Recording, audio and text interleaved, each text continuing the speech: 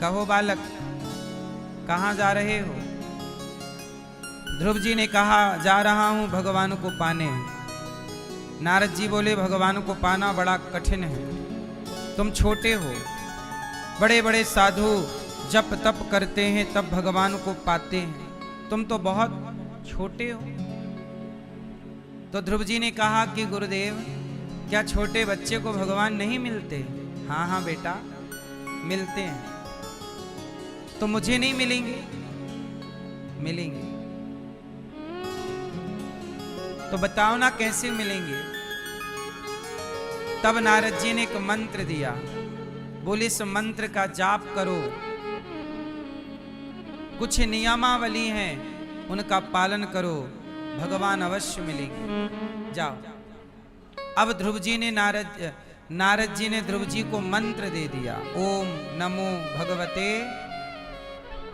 बस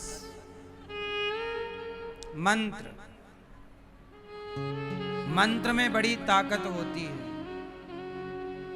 इसलिए कहता हूं मंत्र जपा करो, भगवान का नाम जपा करो। कलयुग में नाम की बड़ी महिमा है। कलयुग केवल नाम आधारा, सुमरि सुमरि नर उतरहि। कलयुग में बड़ी महिमा है नाम की। ध्रुव जी ने नाम का जाप किया, 1 माह गुजर गया, दूसरा माह गुजर गया। अब ध्रुव जी नाम जप कैसे करते? आप लोग भी नाम जपते हो और ध्रुव जी ने भी नाम जपा। अंतर जानते हो कितना है? अंतर केवल इतना है कि आप लोग नाम जपते हो तो आप यहां भी देखते हो, वहां भी देखते हो, वहां भी देखते हो। पर ध्रुव जी जब नाम जप में बैठे तो सवेरे से कब शाम हो गई, कब रात हो गई, 3 दिन बीत गए। एक आसन पर बैठे हैं, निरंतर जप चल रहा है। 3 दिन बाद होश आया तो लगा कि कुछ भूख लगी है। बच्चे थे ना 5 साल के। सोचिए 5 साल के ध्रुव जी ने जाप कैसे किया? ऐसे जाप किया कि एक बार नाम जप में बैठे, ऐसा चिंतन किया कि 3 दिन बीत गए, रात बीत गई, दिन बीत गए, कंटिन्यू नाम चल ही रहा। 3 दिन बाद समाधि खुली, ध्यान खुला तो लगा कि कुछ भूख लगी है।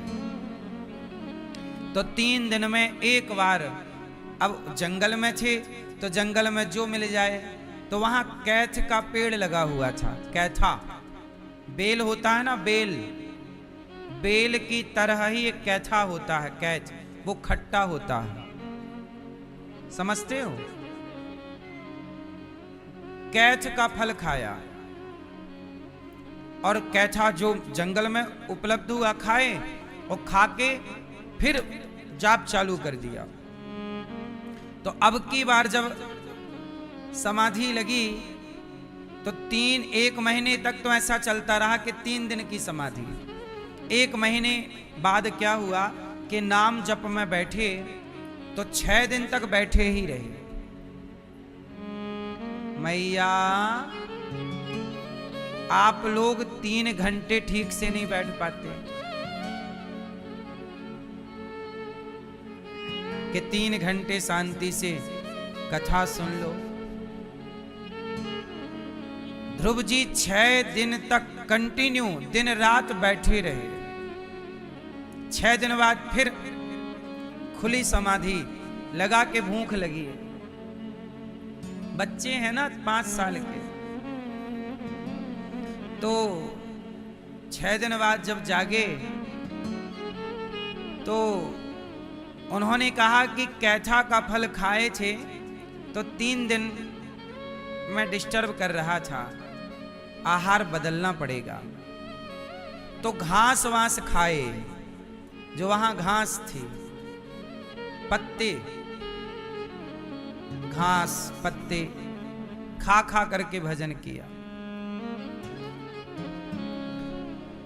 तीसरा माह लगा तो 9 दिन में समाधि खुली। 9 दिन कंटिन्यू ओम नमो भगवते वासुदेवाय, ओम नमो भगवते। कोई ध्यान नहीं, किसी का ना डर कि शेर खा जाएगा, कि सांप डस लेगा, ना डर ना तो चिंता, बस नाम, ओम नमो भगवते वासुदेव, नाम। अब बताइए ऐसी तन्मयता से कौन नाम जप कर रहा है? बताइए। आपसे कहते हैं कि एकादशी का व्रत कर लो, तो एक दिन की एकादशी में आप यही सवाल करते हो, महाराज जी एकादशी में क्या खाएं? एकादशी करने का हम कहें तो आप सवाल यही करते हो, खाएं क्या? चिंता खाने की। ऐसा कब हुआ कि आप सवेरे नाम जपने बैठे और शाम तक बैठे ही रहे? कब शाम हो गई पता नहीं चला। ऐसा कभी आपके साथ हुआ कि सवेरे नाम जपने बैठे और कब शाम हो गई पता नहीं चला? जबकि आप पंचायत करने बैठती हो या बैठते हो तो कब 3-4 घंटे गुजर जाते हैं पता नहीं चलता।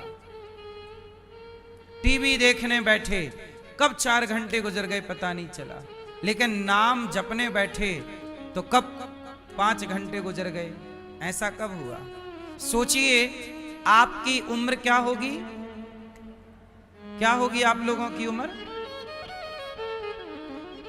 किसी की 40, किसी की 50, किसी की 60, किसी की 30। सोचिए आपके 50 साल की उम्र में एक भी दिन ऐसा नहीं आया कि सवेरे से शाम तक भगवान का चिंतन हो। एक दिन आपने अपनी पूरी जिंदगी में एक दिन ईश्वर को नहीं दिया, और चाहते कितना कुछ हो। देने के नाम पे आप क्या देते हो? कब ऐसा दिन आया कि सवेरे से शाम हो गई और केवल नाम जब चलता गए? बोलिए भक्त वत्सल भगवान की जय। ध्रुव जी के वंश में एक से बढ़कर एक राजा हुए। आगे चल के भगवान पृथु हुए जिन्होंने 10,000 कान मांगे और प्राचीन बरही को पुरंजनोपाख्यान की कथा देवर्षि नारद जी ने सुनाई। एक बार क्या हुआ कि मनु जी के दूसरे पुत्र का नाम है प्रियव्रत, जिनका विवाह विश्वकर्मा की पुत्री वरहिष्मती से हुआ, और इन्हीं के वंश में भगवान ऋषभदेव जी हुए। ऋषभदेव जी के 100 पुत्रों को उन्होंने कहा, नायम देहो देह भाजाम्रलोके कष्टान कामान नरहते विडभुजाम। ये तपो दिव्यम पुत्र कायेन सत्वम शुद्ध्यैद्यस्मात् ब्रह्म सौख्यम त्वनंतम। अच्छा ये बताओ, ये बात हम नहीं कह रहे हैं, भगवान ऋषभदेव जी कह रहे हैं कि ये बताओ आप लोग मनुष्य क्यों बने हैं? मैया आपको भगवान ने मनुष्य क्यों बनाया है? क्यों बनाया है? बताओ वो कौन कौन से काम हैं जो कुत्ता, बिल्ली, मनुष्य, स्त्री, पुरुष, चिड़िया सब करते हैं? बताओ वो 3 कौन कौन से काम हैं जो सब करते हैं? क्या करते हैं 3 काम?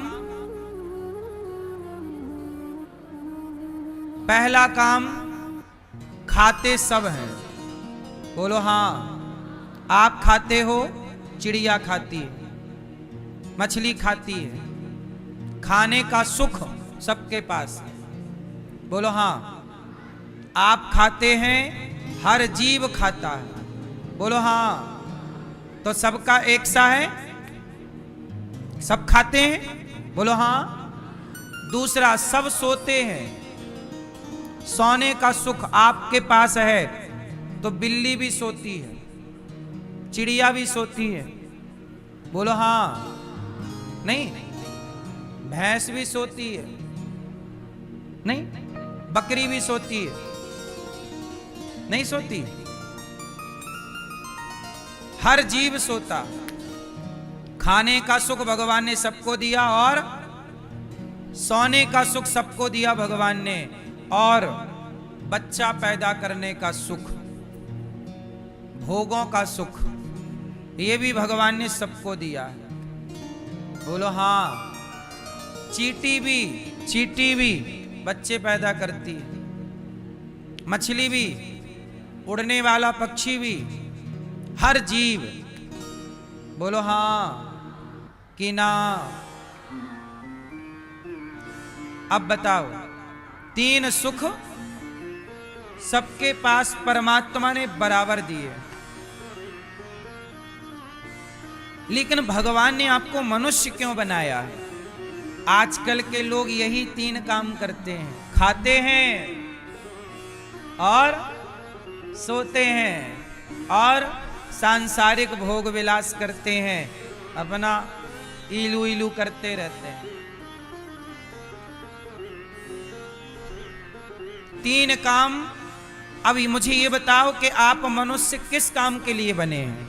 भाई तीन तो सब कर रहे हैं, तो आपको यदि ये तीन ही काम करने थे तो भगवान आपको गधा बना सकते थे, सुअर बना सकते थे, क्योंकि सुअर गधा भी ये सब, लेकिन आपको भगवान ने मनुष्य बनाया। तो मैं आपसे ये जानना चाहता हूं, कृपया मेरा मार्गदर्शन करें कि आपको भगवान ने मनुष्य क्यों बनाया है?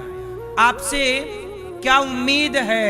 भगवान को क्या विशेष कराना चाहते हैं आपसे? बताओ जरा। मैं ये बताओ, भगवान ने आपको मनुष्य क्यों बनाया? आप कमाने खाने के लिए हैं?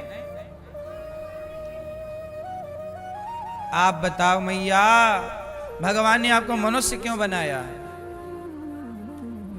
भैया बताएंगे पीली शर्ट वाले, टी शर्ट हैं? तो आप करते हो, फिर सही है। दादाजी बताओ, आपको भगवान ने मनुष्य काहे बनाया है? सफेद मूंछों वाले दादाजी, क्यों बनाया हैं? पाप करने के लिए, भक्ति भाव के लिए, भाव भक्ति के लिए। सही है। पीछे वाले भैया बताएंगे, सफेद शर्ट वाले सोफे पर बैठे हैं, काली मूंछों वाले हैं? करते हो ना आप? भगवान ने हमें मनुष्य क्यों बनाया है? बताओ आप। ठीक कहा आपने, धर्म की रक्षा के लिए। पीले भैया बताओ, भगवान ने आपको मनुष्य क्यों बनाया है? हाँ, अच्छे काम। मैया, ओ मैया, भागी जा रही हो बैग लेके मेरी माँ? जा रही हो? हाँ, जाते जाते ये तो बता जा, भगवान ने आपको मनुष्य क्यों बनाया है? सुनो, नहीं बताएंगे मैया, सुनो। भगवान ने हमें मनुष्य इसलिए बनाया है ताकि हम मनुष्य हो